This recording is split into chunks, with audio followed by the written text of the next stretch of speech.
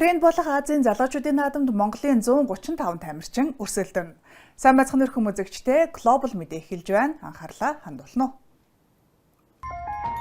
Орос улс Монголд бага уурын атомын цахилгаан станц барих салбарт нэгт хамтран ажиллахад бэлэн байна. Монгол хүү эх орондоо иргэн ирлээ. Монголын анхны уран сайхны кино Ice Global-ийн дэлгэцээр.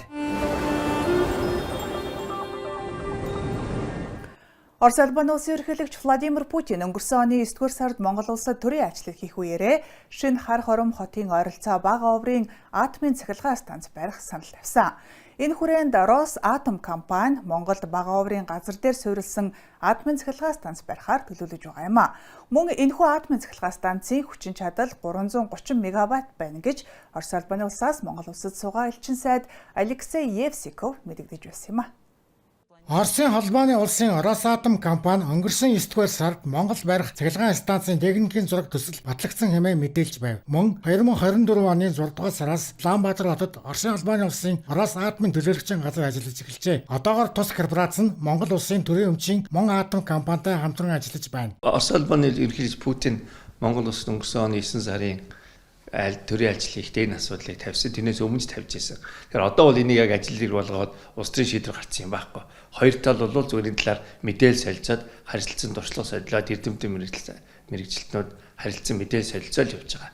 Одоо тэр шатандаа л явж байгаа. Яг шийдсэн юм бол байхгүй. Мөн Оросын холбооны улсын Росатом компани хуучин зөвлөлт холбоот улсын үед ашиглаж байсан мардан ураны ордыг үргэлжлүүлэн ашиглая гэсэн байр суурийг илэрхийлсээр байна. Хуучин зөвлөлт холбоот улс 1985-аас 1995 оны хооронд мардан ураны ордыг ашиглаж байгаад 500 тонн уран олборлож байв. Дорнот аймагт орших марда, нэмэр, 3 булаг, дорнот гэсэн 4 бүлэг орд нь нийт 48,000 тонн нөөцтэй юм. Оросын холбооны улсын Росатом корпорац Монгол төлөөлөгчийн газраа байгуулсан. Жил болж байна. Одоо 2 жил болох гэж байна.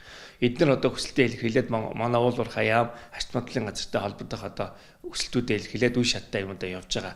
Тэгээд энэ манай байгууллагууд одоо холбоо төрийн дэд байгууллагууд уулуур хаяам бол арт материалын хоорондоо шийднэ. Тэгээд тийм хүсэлтээ илэрхийлсэн. Тэгээд төлөөлөгчийн газар байгуулад ер нь энийг одоо өргөжлүүлж ажиллая гэдэг хүсэлтээ илэрхийлээд явж байгаа. Энийг өндөр хэмжээнд 2 орны ерөнхийлөгчийн хэмжээнд энийг ярилцаад тэгээд одоо ингэ холбогдох төлөөлөгчийн газраа байгуулад одоо ингээд чинь нөгөө үе шаттай хуулийн үе шаттай явна шүү дээ. Шууд ингээд үе үгээд олборлоо явахгүй шүү дээ. Чинь жил 2 жил 3 жилийн дараа чинь лиценз асуу. Лиценз авах процесс өөрөө үе шаттай хуулиа. Тэрнийхээ дагуу одоо процедураараа хийгээ явж байгаа.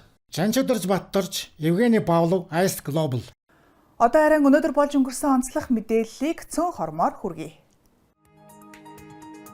Манай улсын нийт гадаад дур 39.6 тэрбум Америк доллар болж өмнөх оноос 4.5 тэрбум Америк доллараар өсжээ.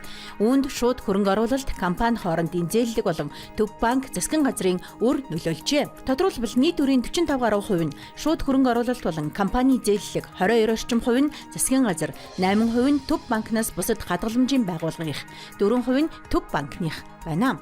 Үлдсэн 20 орчим хувь нь бусад салбарын тавьсан үр байна. Баруун аймагуудад өвс тэжээлийн нөөц бүрдүүлэх мал мах бэлтгэн эдийн засгийн эргэлтэд оруулахад анхаарна. Өвөлжилтийн бэлтгэл байдалтай холбогдуулан баруун 7 аймагт ажилласан ажлын хэсгээс ийм дүгнэлт гаргажээ. Тодорхойлбол Увс аймагт 2.7 сая орчим толгой мал өвөлжиж хаваржих урьдчилсан тооцоо гарснаас 30% нь эдийн засгийн эргэлтэд оруулахар болжээ. Мөн Ховдод 6.3, Завханд 6, Баян үлгэд 3.6, Говьалтад 4.3, Өвөр хангаад 5.3 сая толгой мал өвөлжиж урьдчилсан тооцоо гараад байна. Өвөлжилт хаваржилтын хүндрэлийг эрсдэл багтаад даван туулахад тусгаалсан төсөв батлуулах шаардлагатай гэж үзэж байна. Нийгмийн эрүүл мэндийн үндэсний төвийн хор судлал шуурхай удирдлагын албанд энэ он гарсаар нийслэлийн 7 дүүрэг 9 аймагт нийт 1603 хүн угаарын хийн хордлогод өртөж 34 хүн амнасаа алдсан талаар албаныхан мэдээллээ. Үүнийг өмнөх оны мөн үетэй харьцуулбал 36%-аар өссөн үзүүлэлт болж байна.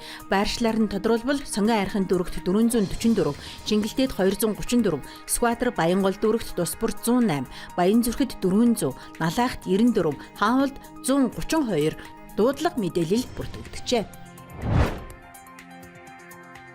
Золбоохүү Хималай уулын 8000 м өндөртэй 14 ориглын нэг Манаслуу ууланд гарсан манай улсын 3 дахь уулчин боллоо.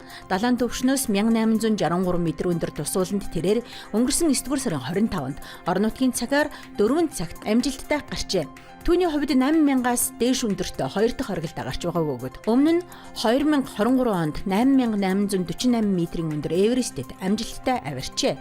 Дэлхийн 8 дахь ноён оргил Манаслууд манай улсаас анх 2019 онд Батболд, 2024 онд Бат Хишиг нар гарчээ.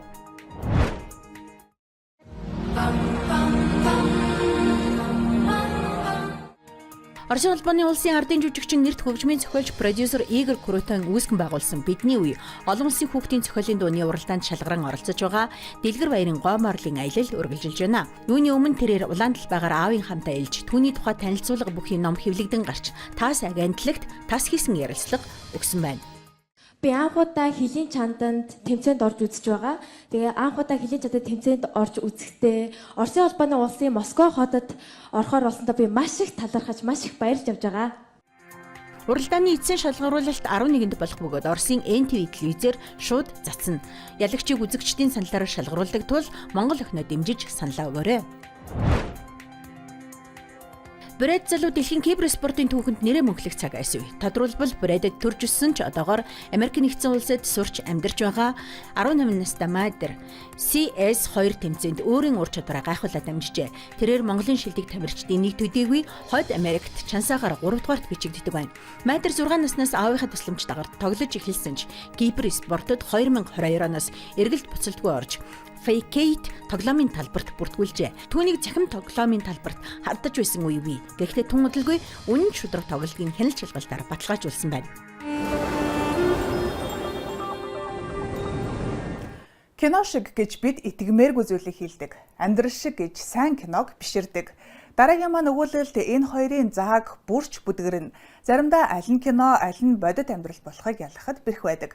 Чухам энэ л түүхийг улам сонирхолтой болгож байна. Монголын анхны уран сайхны кино. Дэлхийн кино урлагийн энэ жилийн нээлт хэмээн нэрлэгдсэн бүтээл. Монголын тухай зураг авалт хийсэн энэхүү кино Холливуудад хүртэл хүлээн зөвшөөрөгдөж байв. Тулаанд, трейлер, хайр дурлал, түүхэн драма бүгдийг өөртөө багтаасан энэ бүтээл хэдэн жилийн турш олныг байлдан дагуулсан ч хагас 100 жил хорионд байсаар иржээ. Харин зохиогчийн ач өхний хүчин чармаалтаар дахин дэлгэцснээ иргэн ирлээ. Монгол хүү цагийг ялан дийлсэн өнөө хүртэл амьсгаа даран үзэхүйц жинхэнэ сонгодог бүтээл юм.